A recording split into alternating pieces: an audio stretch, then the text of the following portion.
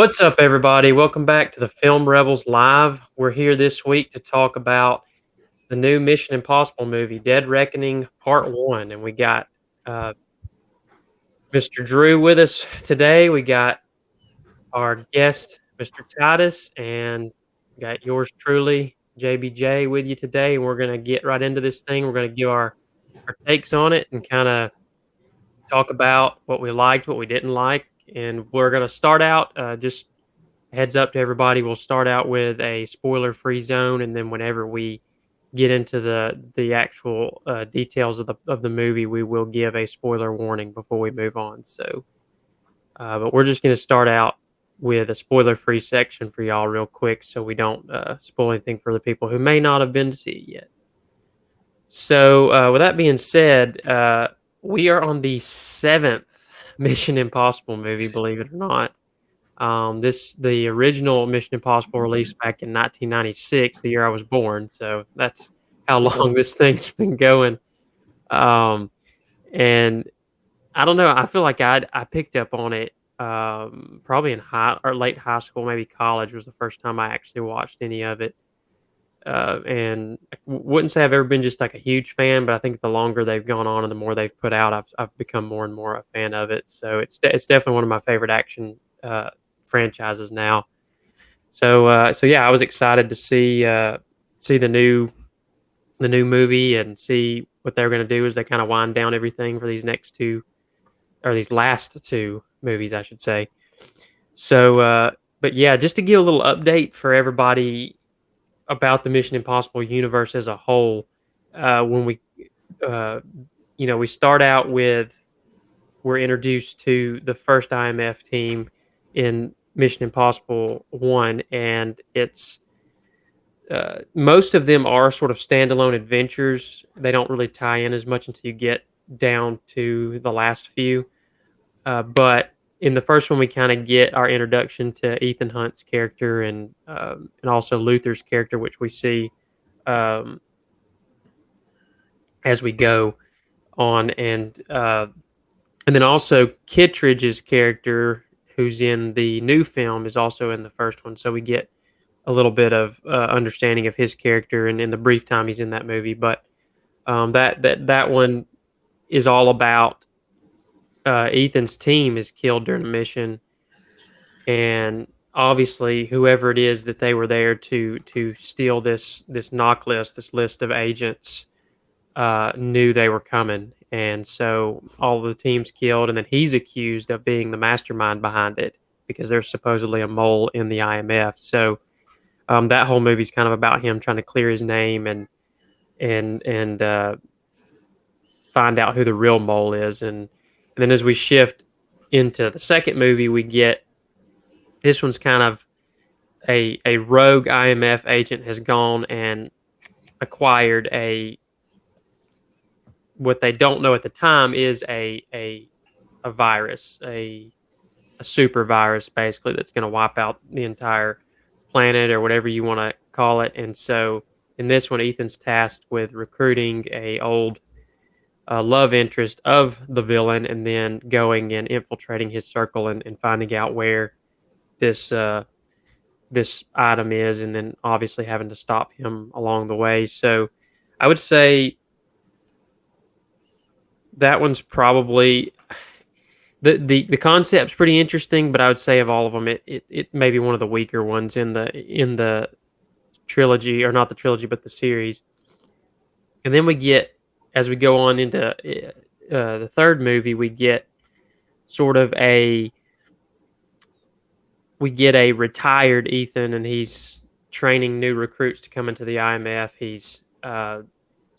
He's starting to at least try to phase his way out of it, and he's sort of dragged back in to it when one of his agents that he's trained and sent into the field is killed during a mission where he's sent to rescue him, and so in the process he's tasked with finding out what it is that she was trying to accomplish on her mission, which we find out as the movie goes on that she was trying to locate the rabbit's foot, which was, if I remember correctly, it's some sort of nuclear device of some kind or something like that. And so that mission is all about him trying to track down the guy who has the information for that and where it is and sort of solve that. In the process, his fiance's kid, or his wife, I should say, is kidnapped, and he has to rescue her as well. So it's kind of an interesting dynamic there.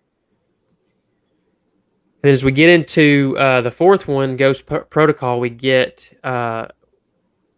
probably I would say this one's probably the one that made Mission Impossible super popular because I think it's a lot of people's favorite ones in the series. But in this one, you get a a situation where there's an IMF agent that has been sent to acquire nuclear launch codes from this target, and in the process, after he gets the codes, he's killed by another enemy agent, and the codes are then lost. And so Ethan and his team are brought back to try to recover the codes and obviously stop what could be a nuclear war at that point. And so that's a it's but the twist in that one is because of the events that happen surrounding it, the director of the IMF is killed. They have to initiate what they call Ghost Protocol, which is where all the agents basically have to go dark, and any and all operations they carry out, they have to carry out without any backup whatsoever. And so that's kind of the tense part behind that one. And so we move into the fifth one, Rogue Nation, and this is where the each movie starts to tie into itself a little bit more, and it starts to become more of a continuous story.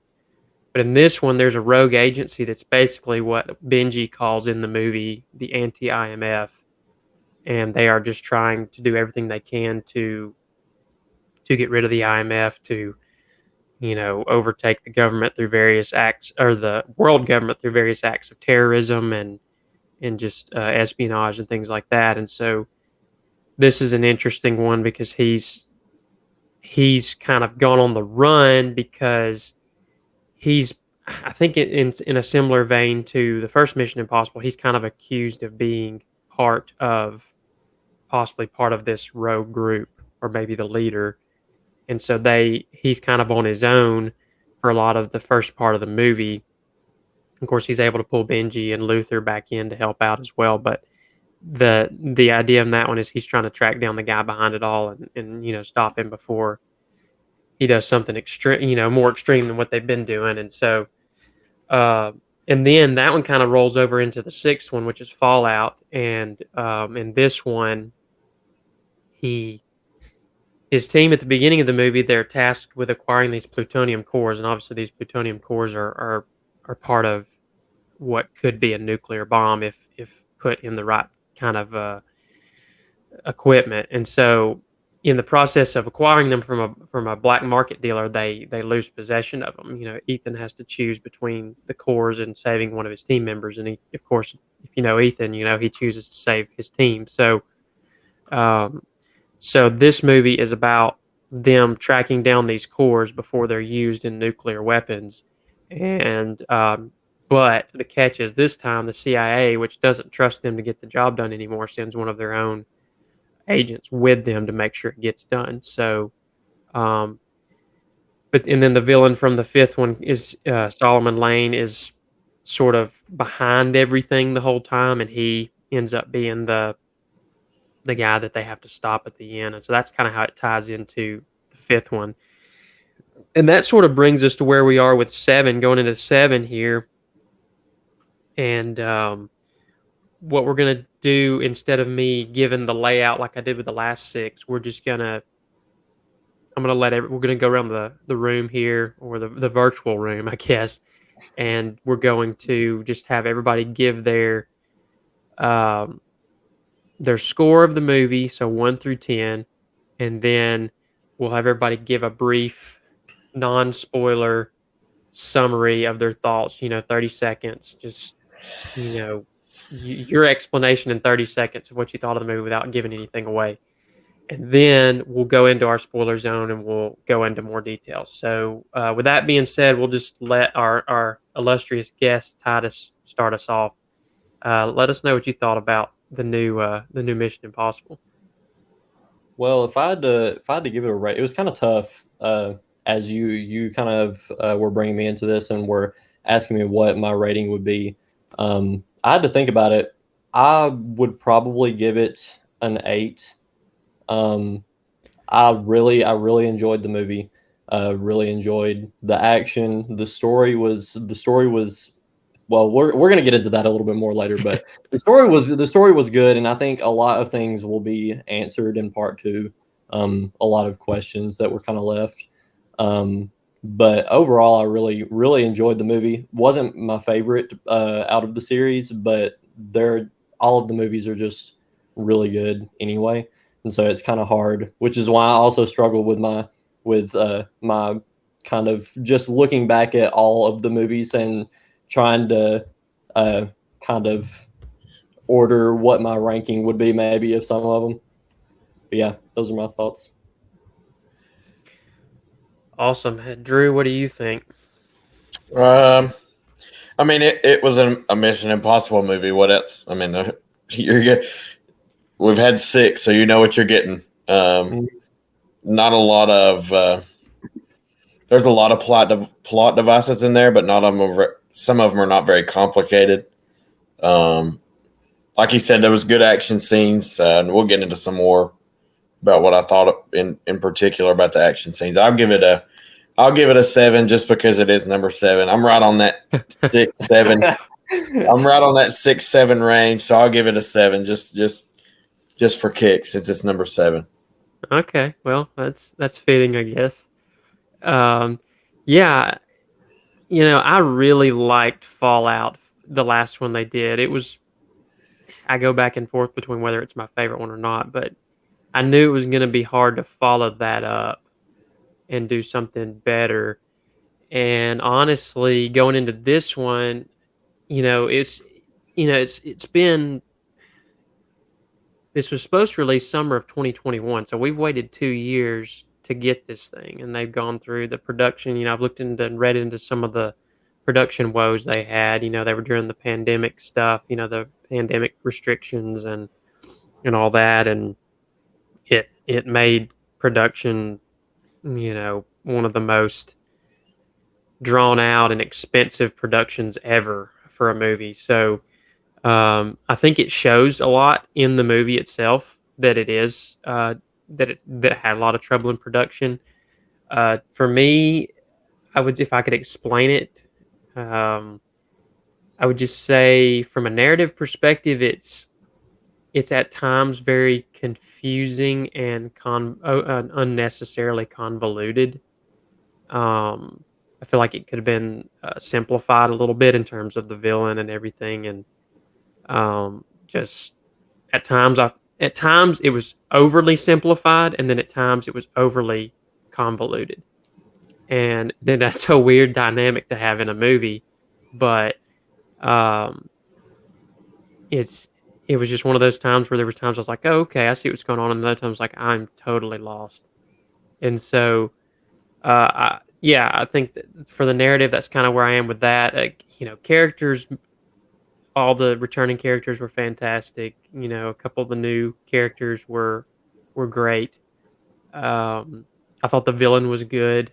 Um, and but yeah, I think all in all, compared to the other ones, if I had to rate it just in my enjoyment level of it, I'm kind of where I'm in Drew's range, but I'm probably a little bit more harsh on it. And if anybody knows me, I'm you know can be overly critical about everything, but I'd probably give it a solid like 6.5 out of 10 if I had to give it a score. Um, but yeah, I think I think a lot of that just goes into and y'all can tell me, whether you agree with this or not, but uh, all of the other movies have a fairly straightforward and well spelled out plot to them. Like you can follow it, and it's not overly complicated. Um, in this one, you have the general goal of it, which is, hey, they have to get this thing in order to stop this terrible thing from happening. But it's the stuff surrounding that a lot of times with how the enemy, how the villain operates and everything, where it's just like, and the different factions involved, where you just lose track of who's with who and who's doing this and who's doing that and what's the deal with this. And I feel like a lot of times it almost feels like they were just rushing through all of it without giving a lot of explanation. So my thought on that is, yes, I'm not disagreeing with you, but at the same time, it's hard for me to say that yet because it's not a complete picture. Because we still Fair have enough. part 2. So I'm not saying I disagree with you on I agree with you on most of that, but my thing is I'm kind of giving it a little. I guess I'm giving it a little grace because I know there's more coming. So I guess they have more time to explain, if that makes sense. That makes sense. I mean, if it was a standalone movie, yeah, I'd be giving it probably a 5 or a 6. Yeah. But since I know that there's more coming. Well, I think it's tricky because in any movie or show or whatever it is, even books and video games, you have to have something that draws people in, right? You have to have something that gets people invested in the story. In this one, I think the challenge you play with a part one, part two thing, and especially if you're not going off like an existing book. So, like, you could take some examples from like like the Hunger Games movies. They split Mockingjay into 2 parts, and it's one book. So in that one, they had a continuous story that they could just keep telling, and they could. When they ended part one, it wasn't like, okay, well, we have to come up with something for part two. Oh, we have to make part one believable or get people invested in part one so that we can be able to construct part two the way we want it. But in that one, you have a continuous story you can follow. And I think also with the movie like Dune that's coming out, part two's coming out soon. It's one book, and so you already have that storyline spelled out. You're not having to make all these different plot threads connect through 2 parts because you've already got the material ahead of you. And I think that's the struggle with movies that are just movies without any source material other than the movies that came before them, to construct a 2-part story. I think you have to get the first part right in order to have a better payoff with the second one. Right. And I think at times maybe the execution in getting the story to where it made sense and the motivations of the villains and the heroes and some of the other factions were understood, which I think at times you just don't know why people are doing the things they're doing. I think it would have been better to know that. But they probably will explain a lot of that in part two. But when you're sitting there and you're thinking, okay, I'm not getting part two until a year after this, you're like, some of these things, in order for them to make sense within part one, I kind of needed a little bit more background information. So that's just kind of how I feel about it.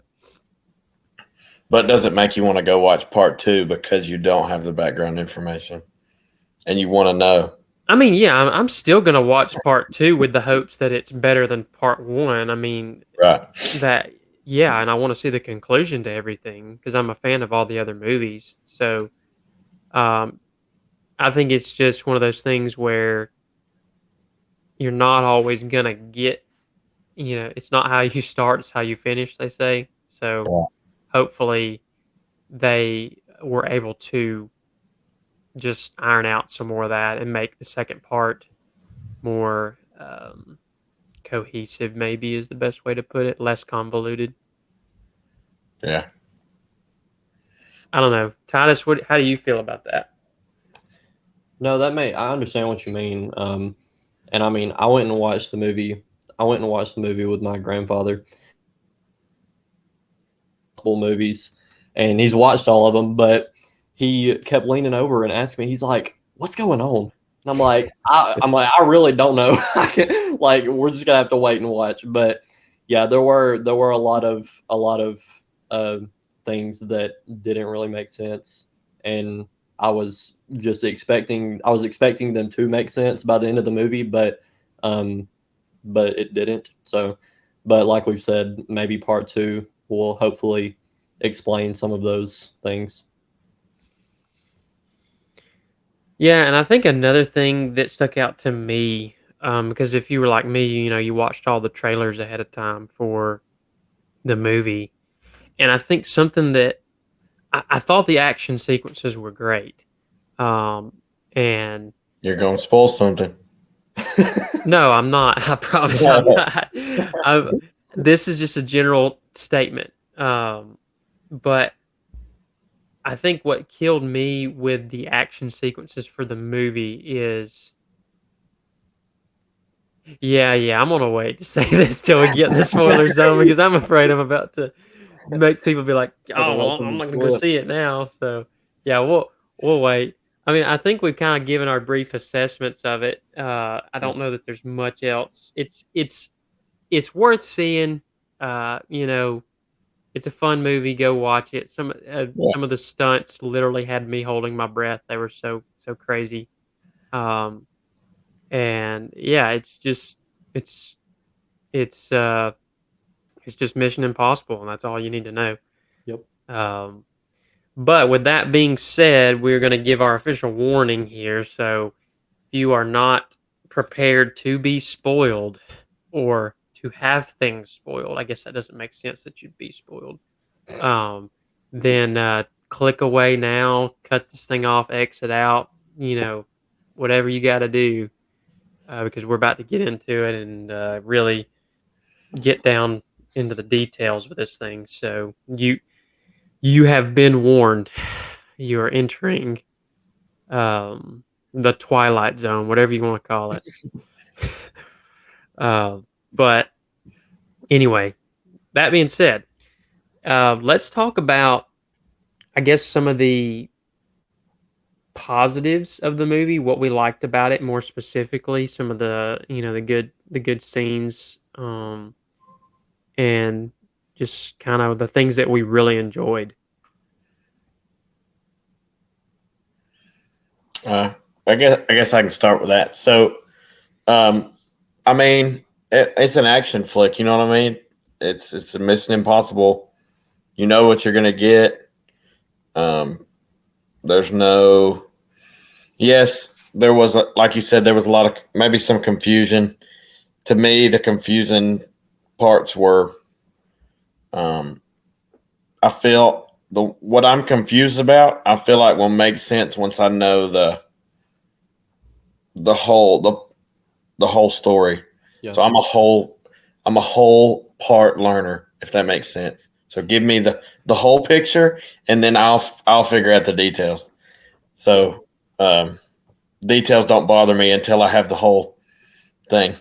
But I mean, like the action sequences are great. I know you're going to talk about that as a negative, not the action sequences themselves, but No, I am not bashing on the action sequences. no, they were good. They were great. Some of the choreography with the fights was great. There was no kind of dumb, Tom Cruise still has it at 61 years old. Yeah, well, and to me, some of the reasons the stunts are like you're holding your breath because a 61-year-old is doing that stunt. You're like, I wouldn't do that now as a 24-year-old, let alone when I was. When he took that motorcycle off that oh my gosh cliff, I because he hits it, and then everything goes quiet. There's no sound or anything other than the music sort of fading away, and there's like some wind and stuff, and so it's quiet for like what 5 seconds, and I just remember being like, and just like, and it was just sort of like just what's about to happen. I couldn't help it, and then all of a sudden the sound kicks in, and you just hear the wind like blowing real hard, and it's like you're right there flying next to him, and it was just Benji's yelling at him. It was intense, and it was probably my favorite little 30 seconds of the film, just that I don't know, it's something about it. You're just like, yeah, he really did that, and he didn't just do it once. He Yeah. did it multiple times when they were filming. So If that I was had not, insane. if I had not seen the clip of him doing it before the movie came out, then I probably would have thought that the whole thing was some kind of CGI. I would never have believed that that he actually did that. It was crazy. Well, I guess that's another positive from me is I know there was some CGI in there, but a lot of recent movies you've been able to it's kind of been overkill on the CGI, but you can tell they did a lot of their own stunts and a lot of their own, the train sequence. You could tell like the water itself was CGI, but like the train actually going off and crashing like that was not, like you could tell. Yeah. Yeah, I I, actually watched yeah, I I saw that. watched a video on that today of them Yeah, them they built that train. so they actually wanted to blow up an actual bridge, but Yeah. all the countries they went to were like, no, these are like historic landmarks. You can't blow these up. And so Hmm. they found this spot somewhere in, I think it was Norway, or maybe it was the UK, and they basically just found a cliff by a quarry and you know put Yeah. some water at the bottom, built an entire engine for a train and a train car, for the coal car, and then freaking drove that thing off the cliff. Yeah, they were talking about how they had to get all the shots, like had to get every single possible angle they could In because one shot. it was like no redoing it. Yeah. Yeah, that was crazy. And obviously, they had to CGI the bridge, they had to CGI the water at the bottom because none of that was actually there. But Right. It was like a quarry at the bottom. yeah, but it was still really neat to see. Like they just built an entire train because they Yeah. could. That's They- insane to me. And they couldn't buy one. I think like nobody's looking. I think the comment they made was like nobody's looking to sell trains so you can crash them. Not trains that old. Right. Because it was the Orient Express, which is like a really famous train. Right. And so you can't just go and crash that one. Yeah. But I think that's what makes the Mission Impossible movies so great.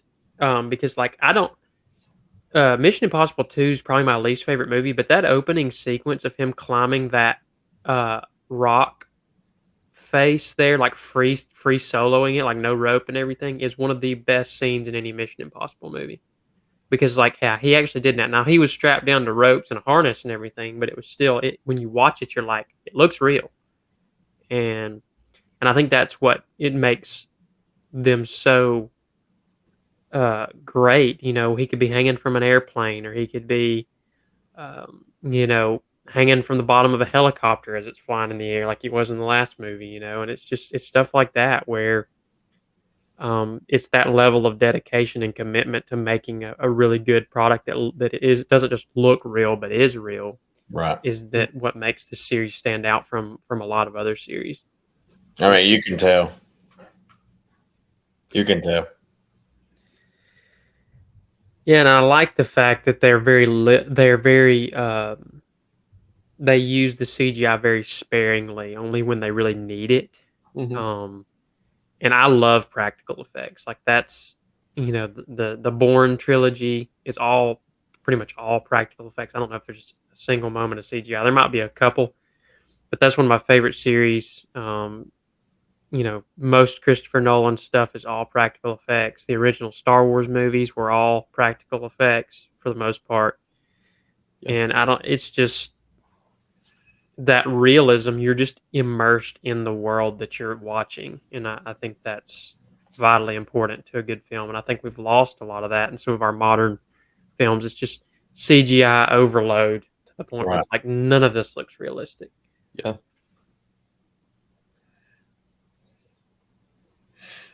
Something for me, I enjoyed. I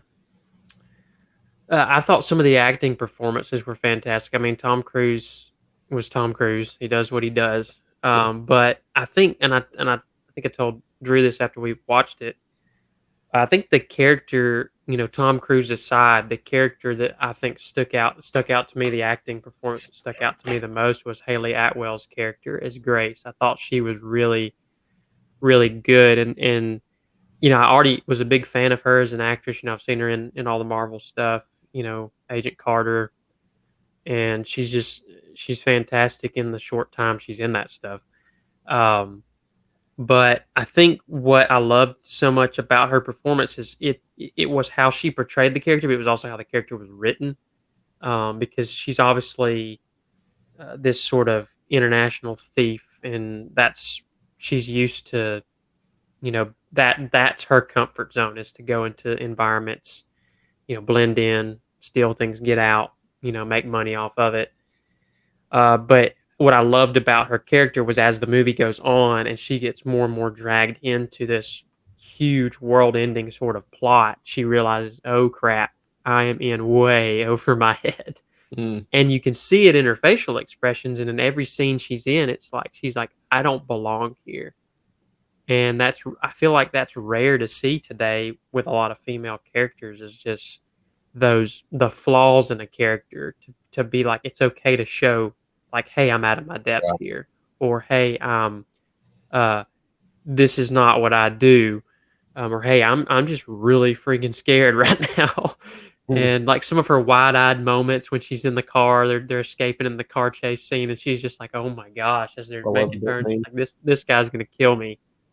um I don't know, it's just everything about the character. I thought they just did such a fantastic job with it. I'm really interested to see where they go with her character in the second one. Where she ends up at the end is kind of a cliffhanger. So um, it'll be interesting to see where they go with her. And I'm kind of sad we didn't get that character earlier on in the series, Yeah. because I just thought it was really well done. Hmm.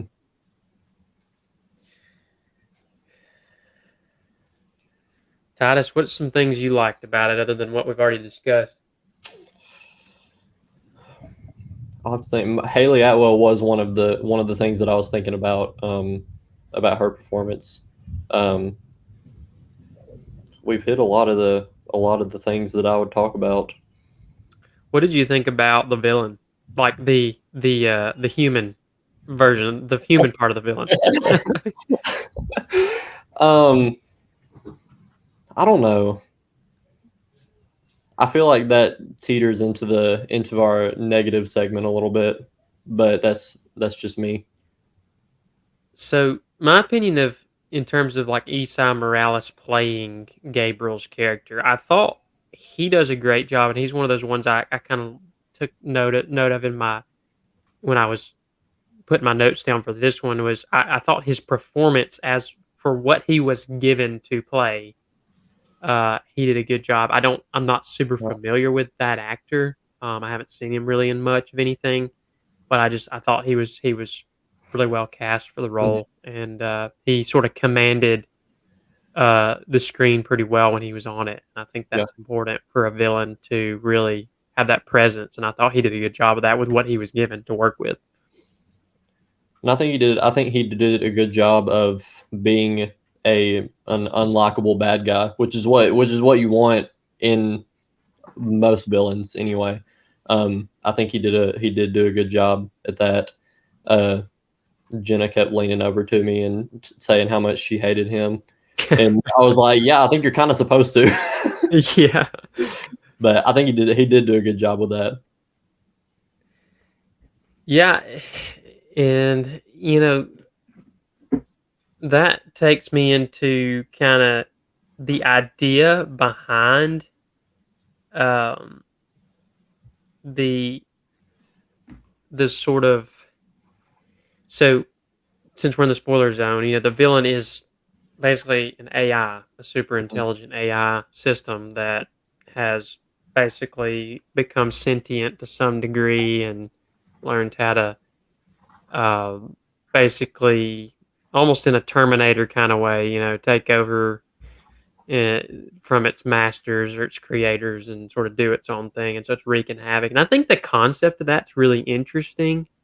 Um, I don't necessarily dislike the concept. I think the execution could have been better, but I think it's a good concept, and I think they probably somewhere in that bucket of ideas they had something good. But I don't know. I think that's one thing you can kind of uh, log down as kind of a positive. Is I think with the direction they were trying to go was an interesting one and an intriguing one. Yeah, I don't disagree that it's, um, you know, I think really all, like you said, all the actors, I think kind of, I mean, I don't think there wasn't any scene that I was like, oh man, that's just bad acting wise. Yeah. From really any character. So yeah, that would be a positive to me too, I guess. So all the acting was great. In a lot of movies, you've usually got at least one scene where you're like, oh my goodness, and it's just there's at least one rough scene, it feels like. But yeah, they did a great job. Yeah, and I think that's I think there were times where I thought the dialogue might not have been, the greatest, but it was never like you were saying, Titus, it was never to the point where it was like cringy, Yeah, right. Um and that kind of goes into sort of the last thing I had brought up in the positive section, other than, the fact that the movie looks visually amazing. We talked about that earlier, but another thing that's great about Mission Impossible movies is just that you can go to a theater and be entertained for 2.5 hours and not have to worry about any kind of unnecessary like politics and grandstanding from people. They're not going to throw some political messages in there. And I appreciated that about this movie. Is it was just like escapism. You sit in there and you just turn your brain off and watch it for 2 hours and 40 minutes or whatever it was, and That was a that lot. was yeah, it was long. Yeah. But I did appreciate that about it, and just the accurate portrayal of, like I said, female characters they weren't all perfect and flawless, and Right. like you get a lot of times they all had, recognizable flaws, weaknesses, moments where they had to sort of overcome things. So I appreciated that about it. Which is much more realistic for the kind of situations they were being put into. Yes, yes, it was. But yeah, unless y'all have got anything else on the positives, we can kind of shift into sort of where we felt like the movie could have done better. And I think I brushed over this just to kind of kick it off. I brushed over this a little bit, and I'm gonna throw this out there because it was what I was gonna say earlier before the spoiler zone, and I thought, okay, some people might not appreciate this. Talking about the trailers, is what I told Drew after we got out of the theater. I was like, I think what bothered me a little bit was, they show all these different action sequences in the trailer, and then when you get to the movie, every single action sequence in the movie is in the trailer, Mhm. and large chunks of it are in the trailer. Yeah. So when you get into the movie, you obviously see the full action sequence, but I felt like when I went into the theater, I was like, I've already seen all this. Mhm.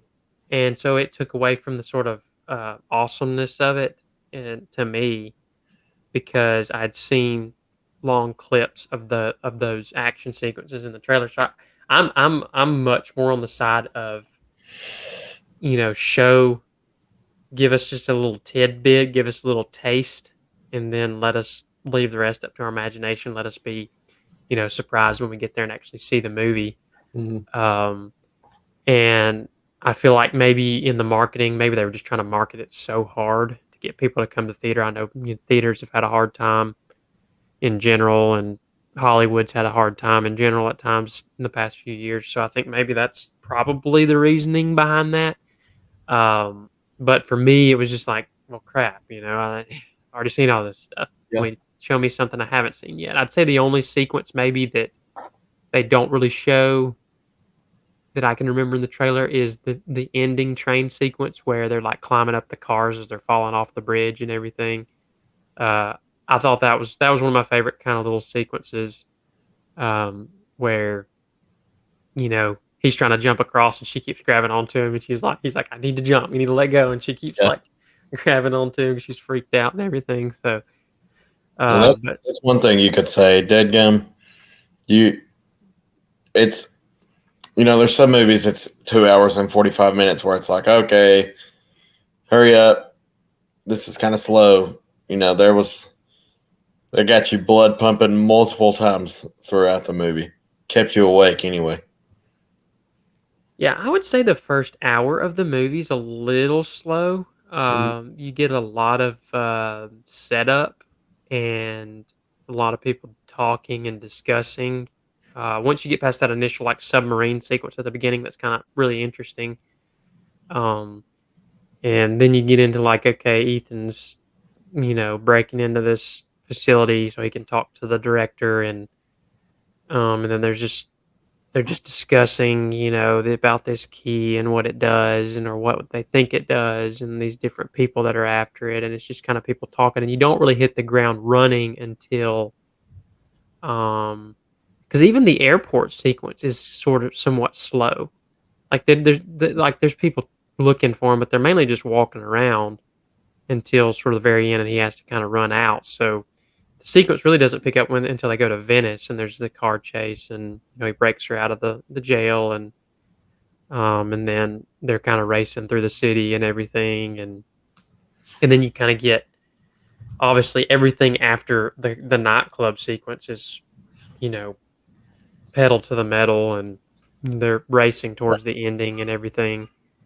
Um, Well, but maybe I do have one more positive. So to me, some of the camera angles that they used was great. Like some of the like during the fight scenes and stuff, um, how the camera moved and stuff like that. It just kind of added to me. That's why the action scenes were great, even though we kind of saw a little bit of them all. Mhm. That added to it to me. This yeah, and that one sequence where he's in the little alleyway, and he's yeah. fighting Palm Clementif's character and the other guy, and he's just like, you're like, oh, this is new, this will be interesting, and then he's just like flipping and kicking and like, Yeah. The camera literally, I think he jumps one time and the camera like does the 360 with him all the way around. Oh yeah, That was one. yeah, That was the camera good. was really great. yeah, I agree. That was pretty interesting. Um, yeah, I think other than that, for me, it was like in terms of negatives. Um, I mentioned sort of the convoluted nature of the story. And I think the more I thought back on it, the two things that stuck out to me the most was they talk about when the keys, when you find out about the keys at the beginning, they're the only thing that can unlock this, the server or whatever that the entity is on, and that's the only way to get in and actually stop it, shut it down or whatever. Um, they talk about they tell Ethan or Kittredge tells Ethan, he's like, the whole world's coming after you. And then in reality, it's like two groups of people. And so Yeah. I feel like that's to me where it's like they play it up as being this really world spanning, like all these different factions are coming after him. Um, and I think this is to me where the pandemic restrictions really Mm. show. Because there's a lot of set pieces that feel empty. Like they genuinely feel empty. Like even the Venice car chase, there's times where there's no cars around. Like there's no cars on the road. They go that one little stretch where he backs into the tunnel, into the train tunnel, and there's like no cars in that little strip of road right Yeah. there. Like nothing. It's just empty. And the one time where he goes around the circle, they're driving around the circle, and the cars are all flying around him. I think a lot of that was probably CGI, um, but I don't know, there was just times during some of the sequences, the airport sequence, the airport feels really empty in certain shots. And it's just like to me where those restrictions sort of play against the immersiveness of a scene because like, oh, those places should be full and packed because it's a busy city, it's in the middle of a day, it's a major airport, whatever you want to say. Where it was just like they I don't know, I just felt like it took me out of it a little bit because you could tell, they're suffering from restrictions. There's some scenes where it's almost clear, like, hey, they only shot it with 2 people in this scene and no one else in the room because they wanted to keep social distancing and stuff. And it's Mm. like, stuff like that. And I don't know. It's just like stuff. When I thought about it, I was like, yeah, that feels COVID-ish to me. Because we all went through all that, the social distancing garbage and all that stuff. Um, but yeah, it's just that was one thing for me. And then the other thing was, and a good example, the best example I can think of with this is I'm not necessarily against bringing in backstory for characters later on to propel that character story forwards. But I took issue with the way they brought in Gabriel's character to Ethan's backstory because that was the one thing that bothered me the most that they did not explain in the movie as Mm. to how Gabriel is connected to Ethan, because all we know is that he kills someone he cares about. That's like all we know. Yeah. And that was the catalyst that got Ethan into the IMF, basically. But we know nothing about their relationship before that event. And so they do it to try to give them sort of an emotional, but like you don't even know who the woman is that he Right. killed. Like there's no emotional connection to her. She's just some woman Ethan used to be with. And so I feel like I have a feeling that's how the second movie's going to start. I would not doubt it. Mm. I just wish they would have maybe had Ethan explain some of it in the movie, like have a little short dialogue where he's like, "Yeah, I was a criminal or something, and I was doing this job with a guy, and he double crossed me or something." Just something like that. And because we don't really know who he was before, I'm not saying that he's got to be a criminal or something, um, but just something, give us something. But what I take issue with is when I feel like the only reason that scene existed in the movie was to give Ethan a reason to hate the villain, basically. Yeah. Like they just throw it in there for that. Right. And another movie trilogy series that did this that aggravated me, and it's not the most, it's not the greatest movie series. I'm not saying that, but I'm saying the way it was done. But they did this in the Fast and Furious series, where in Tokyo Drift, whether you've watched that or not, there's a character that dies in the midway through, 3/4 of the way through, and the movie ends, and he's just dead. And then they fast forward to three, I think 3 or 4, I think it's Fast 7, and they retcon it to where a different person kills him than kills him in that movie, just so he can be the villain for 7. And then then 2 movies later, in order to bring this dead character back, they say, "Oh no, well the guy that we said killed him after we told you this other guy killed him, they were really working together on a mission and they framed the whole thing to look like he was dead." And I was like, "Really?" Wow. And it drove me nuts. Like I loved the character, and it was nice to have him back. But it's like I'd have rather him stay dead because it was more emotionally satisfying in the stretch of the series for him to be dead than to have some ludicrous way of coming back. Which Fast 9 was the worst one of them so far. So I've not seen 10 yet, um, but it's just that's an example of they retcon it later on so they can have motivations for the new movie. And it's like I just think it's lazy. And when you don't explain it, even though this is a part 1, when you don't explain it, other than we just need him to hate this guy because he's the villain. I was just like it was probably one of the biggest things about the movie I did not care for. Wow, and that something that I was kind of disliked a little bit was Elsa's character, maybe, not the acting, but maybe just the way it was kind of written in. Like She was I don't know. criminally underused in this movie. Well, to me, Criminally. like you're saying, they kind of add this guy randomly. Well, then they make him kill Elsa, but they set it up to where it's like, well, it's either Elsa or this other girl. Literally, as soon as I said that, I was like, it's not that, like, we know which one's gonna die. Because we've seen the trailer with the later sequence in it, and she's still alive. Yeah. Not even that though. Just it's like that's like, okay, well, that's obvious A little predictable. what's about to happen. Yeah. And so I feel like they literally just killed her to make it you not like him more, because they did, like you said, they didn't explain. Well, at first they don't explain Wow. why, because Gabriel's like, one of these two women has to die tonight, and you're like, why?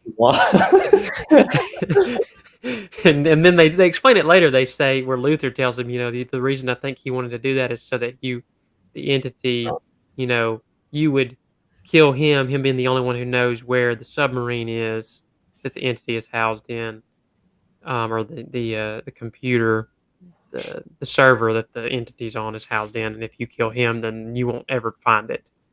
And I was like, okay, but this is another issue I have with the whole entity deal, where sometimes they treat the entity as like, oh, it's just this technological thing that's sort of just making it really hard for you to do anything. And then the next minute, oh, this thing can freaking see the future. Like, this thing, and like they can make educated guesses, but and then it knows some things, but then it doesn't know other things. You're like, okay, yeah, convenient.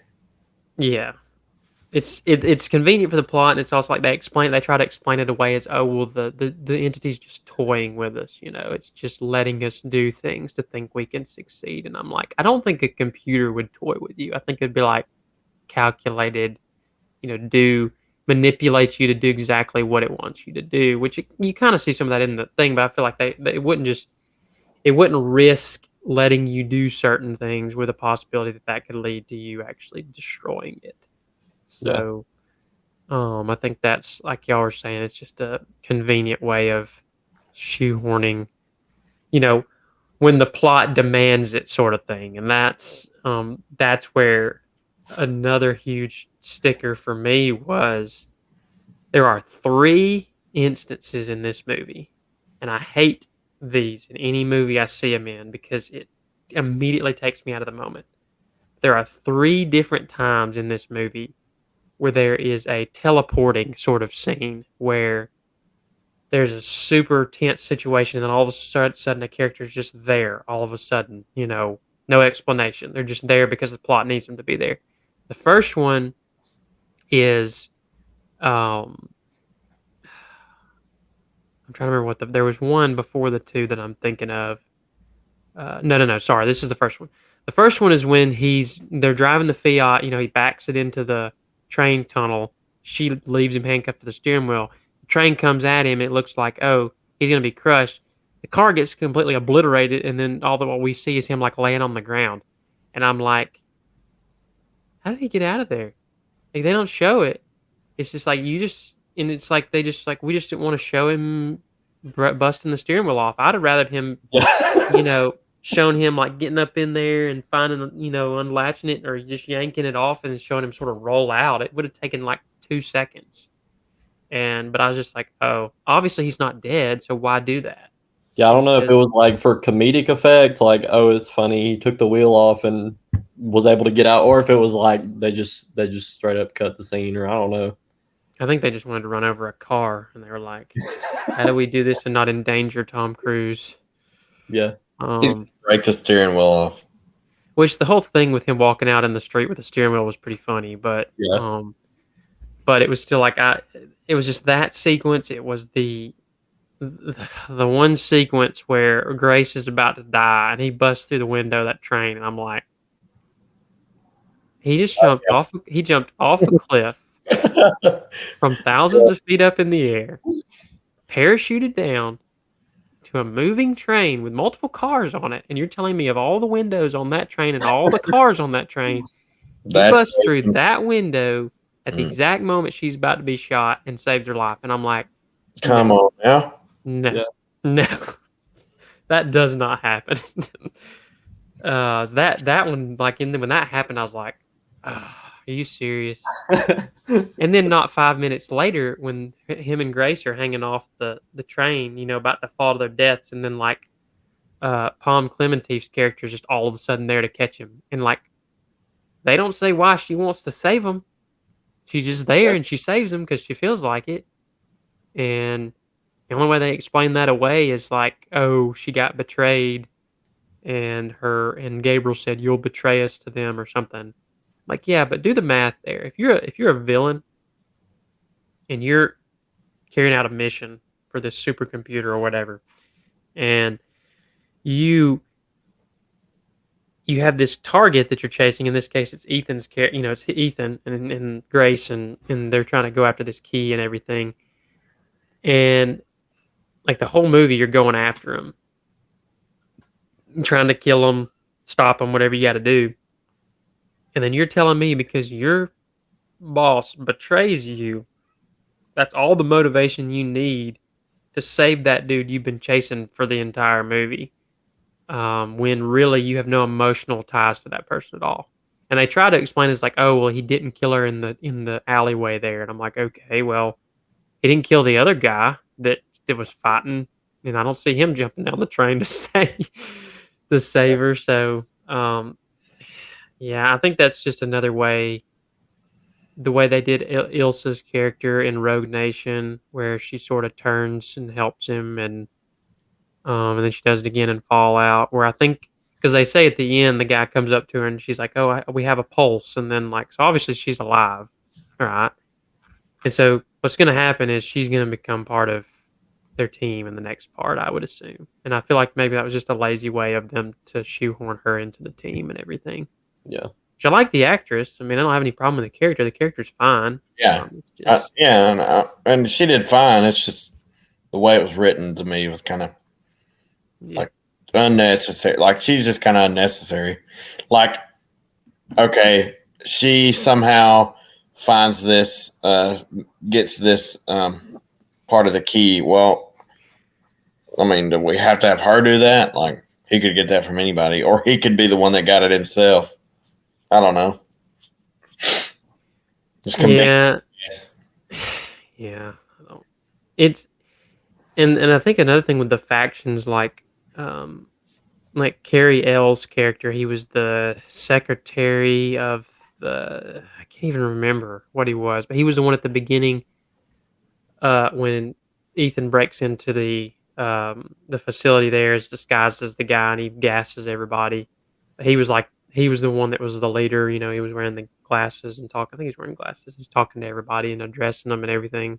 Not Kittredge's character, obviously, but and then like he shows up in the train and he's like telling Gabriel like, I'm the only one that knows where this submarine is, and like he's like basically not in the movie at all except at the very beginning, and then at the end he's like this mastermind that's trying to you know take control of the entity so he can control the world. And I'm like, I feel like you need us to get more invested in the character to care at all, because like he's not in the movie and he's a great actor. Like he's a really good actor. I like him in a lot of stuff, but it's just like, to me, it was weird that like he had all these people telling him all these things, like he knew nothing about it at the beginning, and then at the end he's like trying to control it and outsmart it and all this stuff, and I'm like, that's just quite a stretch. well, like I guess you could argue that maybe he's just playing dumb, but I don't know. I guess, but I think that's the same problem, is like they just don't explain a lot of things very well. And you can make the excuse with all that stuff. Oh, it's a part one, but I'm like, but you got to explain some things. Like, you got to. And I think that's kind of where I am with it, where I'm like, okay, at some point, this is ridiculous. I feel like it's really strange because it's like some part, like we've been talking about, some parts are super underexplained. It's like there's no explanation for these certain specific things.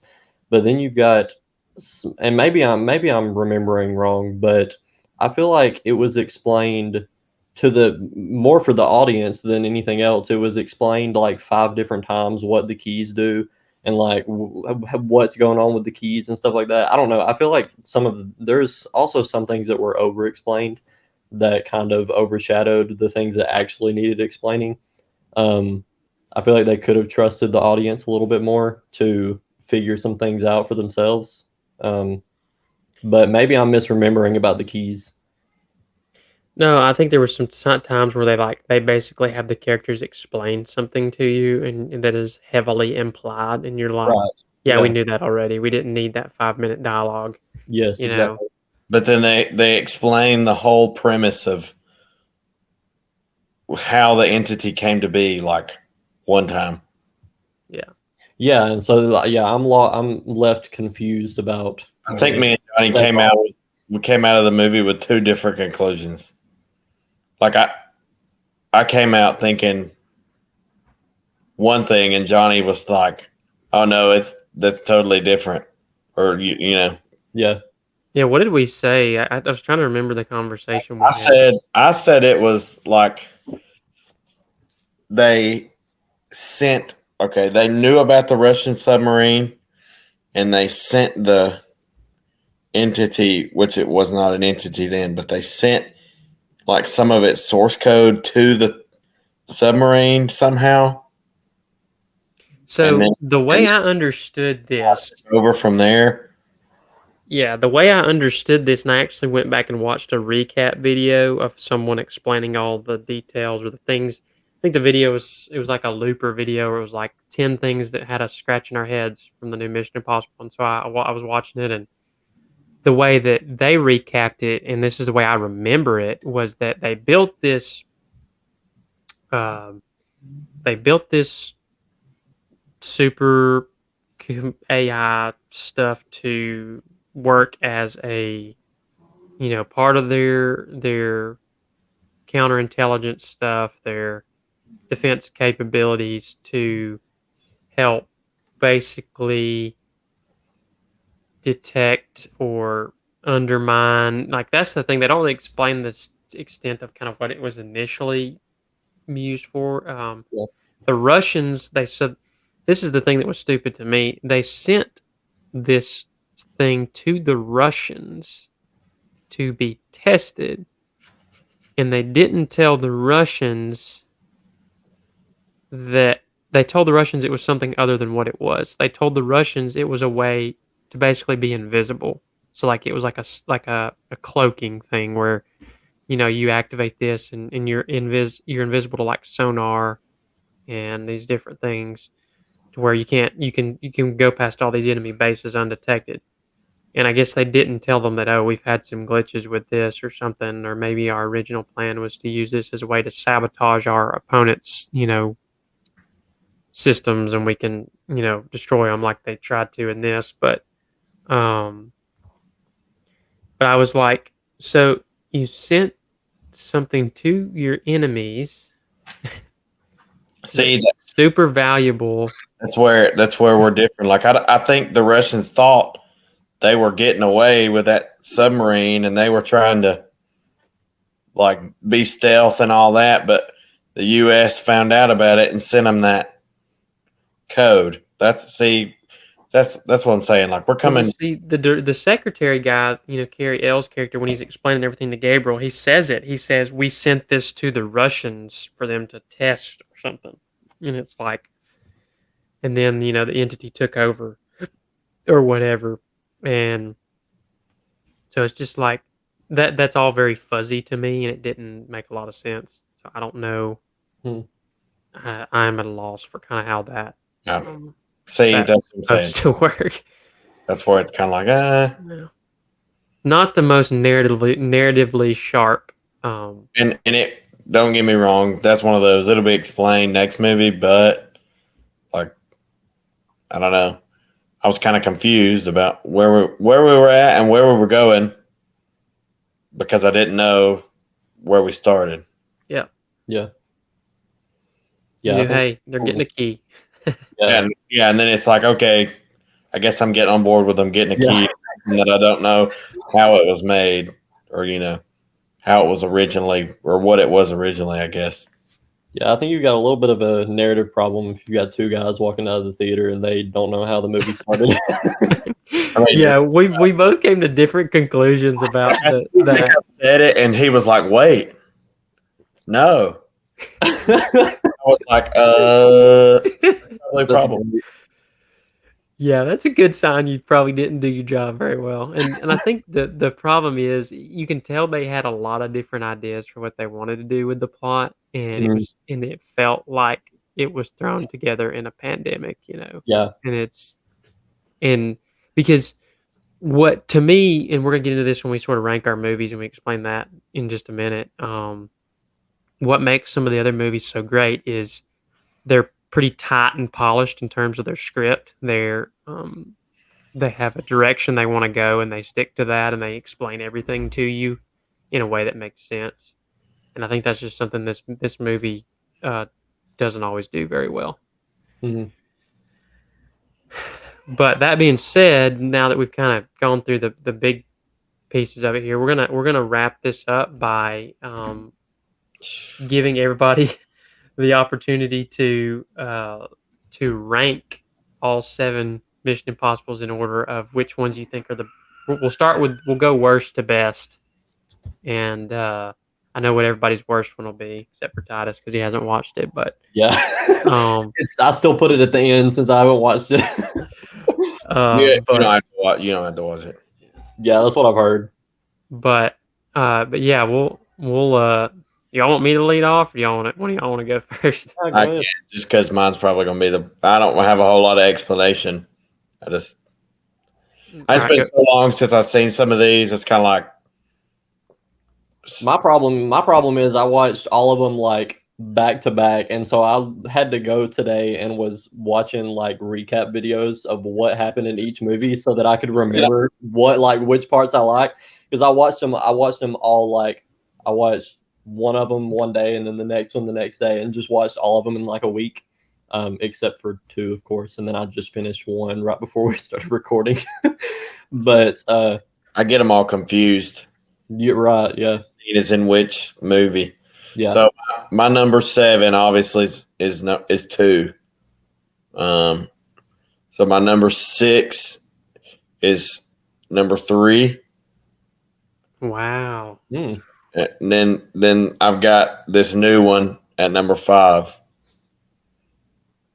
Okay, and then I got Rogue Nation at 4, Ghost Protocol at 3, Fallout, the original Mission Impossible at 2, and then Fallout is number 1. That is shocking to me. Why? One that you have 1 all the way at 2 and you have 3 all the way at 6, to me is crazy.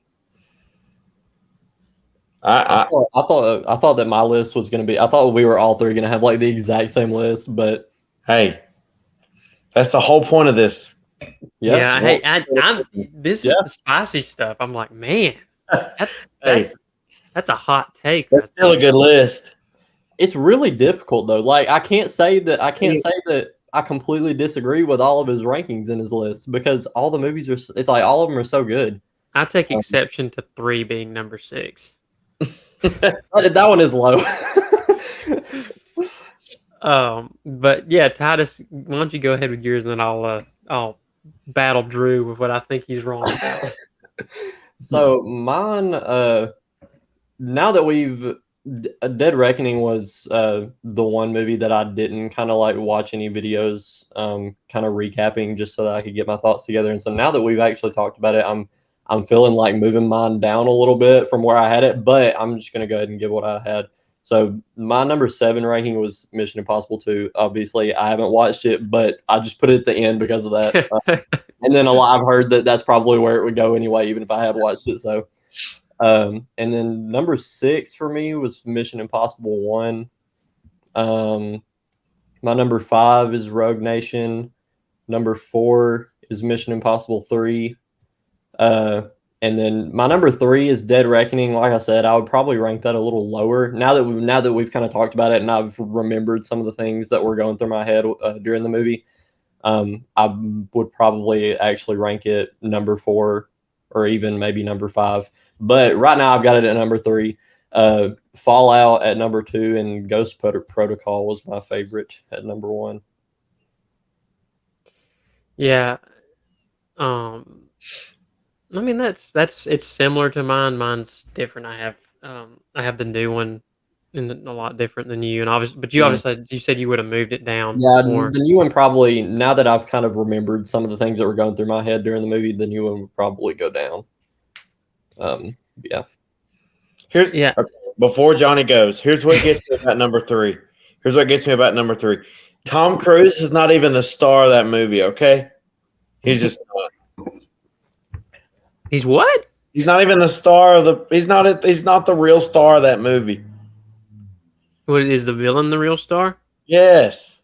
That's not a bad thing. That the No. villain's really good. Oh, I'm not saying that, but he's not the real star of the movie. No amount of him running gives any of the action scenes much distinction. Okay, I'm not a fan. Not a fan. Okay, It well, gives me that I'm like 3-minute long running clip towards the end of the movie. I'm gonna give my reasons for why it's higher up for me. But yeah, so 2 is my least favorite. Me and Drew talked about this. It is the most over the top and like in a ridiculous way. Yeah. Like slow motion action sequences, all the kicks and punches are kind of super exaggerated, and the villain's just kind of meh. He's just not very intimidating. And it just feels the tone of the movie is totally different than all of the other ones. Like Right. it's almost like it's just like an early 2000s random action flick. It doesn't feel like it fits, other than the recognizable characters, and then some like all the sequences are just this is just a straight up, you know, action flick that has nothing, some martial arts and stuff in it, and so that one's the bottom for me. And the more I've thought about it, and because of the reasons we've explained in our review, but I actually have Dead Reckoning Part 1 at 6 because, like I mentioned with 3 through 6, all of the and then 1 as well. All of those have a cohesive and pretty tight story arc that's understandable, and you can follow it through all of them, and it's rarely confusing. Mhm. And I'm all about like coherent stories and characters in the stuff I watch. And so I think the biggest issue I had with Dead Reckoning was just like it was confusing and convoluted. It just felt disjointed at times. Like, I'm not taking anything away from the way the visuals, the action sequences, but I just the thing that from the things we've discussed here, there's too many problems I had with it to rank it any higher because the other films just don't have a ton of problems, if that makes Yeah. sense. Yeah. And then at 5, I have Mission Impossible 1. I like so everything from 5 up, I really enjoy. Um, so it's not a knock to have 1 at 5 for me. It's just I just like the other 4 better. Mhm. I It's obviously a bit of a slower one than it doesn't have a lot of the elaborate set pieces. Now, it's still got one, in my opinion, one of the best stunt sequences when he drops down the ceiling, and he's trying to get the knock list and everything. Still one of my favorite scenes in any Mission Impossible movie. But yeah, to me, it's smaller scale. But me and Titus kind of talked about this. What I love about at least the good thing that 1 does is it gives you a lot of character background for Ethan because he's, in the later movies, he's unwilling to sacrifice his team for the mission. Yeah. And you see in the first Mission Impossible why that is because the mission goes completely wrong. He's already had a couple of at least one team member die, and that his team leader says abort, abort. And he's like, no, I can still complete the mission. And then he tries to, and everyone dies. And so you can see that play out in the later movies where he's like, I'm not ever going to put my team over the mission. And That's why it's number 2. or I'm not going to put the mission over my team. Sorry. And it's got some good performances. I mean, Tom Cruise is really good. I like the idea of him, you know, his team getting killed and him kind of having to figure things out on his own is interesting. And it doesn't really have a true villain in it. I mean, the villain's kind of just, you know, but it's fine. And then at 4, I have Rogue Nation. Rogue Nation, the reason I have it that far down, because a lot of people, this is one of their favorite ones. The main reason I have it down is something similar that Dead Reckoning suffers from is that they there's some choices that some of the characters make or factions make that just doesn't make a lot of sense. Like Ilsa's character, which is a fantastic character in that movie and in Fallout. It's like she keeps failing this villain guy, and he just kind of keeps letting her live. And I'm like, yeah, that would never happen. And he's like not suspecting at all that she's this undercover agent. And I'm just like, if this guy's supposed to be as ruthless and smart as he's supposed to be, there's no reason she'd still be alive right now. Yeah. And so it's just kind of some stuff like that with some of the character choices. I'm like, you know, the final act is underwhelming to me. I mean, it's basically just I like the whole thing with him sitting at the table and like Benji's got the bomb strapped to his chest and everything, and they have to kind of figure that out. That's cool, but like then the little chase scene in the fight is kind of just average to me. And that would lead me to my third, which is Mission Impossible 3, and this is where me and Drew are going to differ. But I actually went back and watched this one for the first time in several years a few weeks ago. And I think what I liked about this one is probably of all the Mission Impossibles, it's the most emotional one. I think it really gives you a good dive into Ethan, the importance kind of his of what how important he is to the IMF, and but also this dynamic of he wants this normal life, but because of where he's at in the IMF, the job that he's been doing for all these years, he's kind of always dragged back in.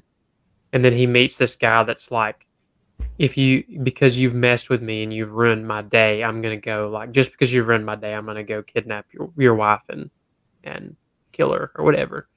And I love the dynamic between him and the villain in that movie. Mm. And it doesn't necessarily have a lot of the great action sequences, but I just like it's almost a more story driven one, and I enjoy the story. So, and then at two and one to me are almost interchangeable because I have a hard time distinguishing which one I like better. But for the sake of this, I have Ghost Protocol at 2 and I have Fallout at 1. But honestly, I could probably swap those and not feel bad about it. Because those are easily to me the two best films in the series. Just you can watch them. There's just not a lot to find wrong with them. They're just fun. The script's really great from start to finish. It makes sense. It's cohesive. The performances are fantastic. It's got some of the best action set pieces in any of the movies. And yeah, they're just a ton of fun. So that's kind of where I've got it. But I know that's me and Drew differ largely on 3. But that's It's okay. That's where I'm at with it. I mean, it's hard to separate them all because they're all. I mean, it's all just Mission Impossible. Yeah. I mean, and I think, maybe when Dead Reckoning Part 2 comes out, maybe if we had to rank them again and we rank those 2 as one whole, that it may go up. I don't know. I guess it could go down, but can always go down. It could go up based on what, how they explain things, and, we'll see. But as a standalone, I was ranking it as a standalone, by itself. I'll just say I'm really looking forward to an underwater sequence in that movie. Like that's going to be really neat to see how they do the whole submarine thing. Yeah. Because I just got done watching the movie called The Abyss. It's a James Cameron movie from the 80s. And basically they filmed everything practical effects underwater, almost the entire movie, so it looks super realistic under there. And I'm like, yes, Tom Cruise is about to do something like that. Oh yeah. The movie was just kind of okay, but it was neat the way they filmed it, and they're underwater doing all these scenes and stuff, and it looks real because it is real. So I'm looking forward to that in the new one at least, and hopefully getting some more backstory um, for some of this stuff we didn't get enough information about. Yeah. But all in all, I mean, it was a pretty fun film. I wish it had been better, but at some point you run out of steam in series like this, and like I told y'all earlier, like after a movie as good as Fallout was, it's hard to follow that up with something better. Yeah. So maybe they've peaked, and that's as high as they can go. I hope not. I hope part 2 is the best one yet because it's the finale. So Yeah. but we'll see. Yeah, we'll see. Give us. I guess it's next year. I don't know is there even an official release date yet for that. I think it's supposed to be next year because they basically filmed them back to back. Yeah, let's do a quick look on that. See. Yeah. Yeah, I was trying to look it up. 28th, 2024. Sweet. Yeah. So almost exactly a year. Yeah. Well, maybe we'll be back here in a year doing a review for that one. So I'm looking Maybe forward I'll to it. watch Mission Impossible 2 by then. Hey, it's got some. There's a couple of, like I said, that opening sequence with him rock climbing is one of my favorite sequences. It's just like gorgeous to look at, and it's kind of a cool sequence, Mm. and everything else is just kind of like when you give a director who loves like kung fu movies and Yeah. over the top like 80s action flicks with a bunch of guns. It's like this is what you get when you Yeah, give him. it didn't age well. Yeah. It's I just- mean, yeah. But anyway, that is all we got for tonight. I appreciate everybody that's tuned in tonight to hear our thoughts. Go see Dead Reckoning Part 1. It's at least worth it to see it. And if you don't get to see it in theaters, grab it on Redbox or on streaming or whatever when it comes out and give it a watch. But Gosh, nobody does Redbox anymore. that I do, but when I have to.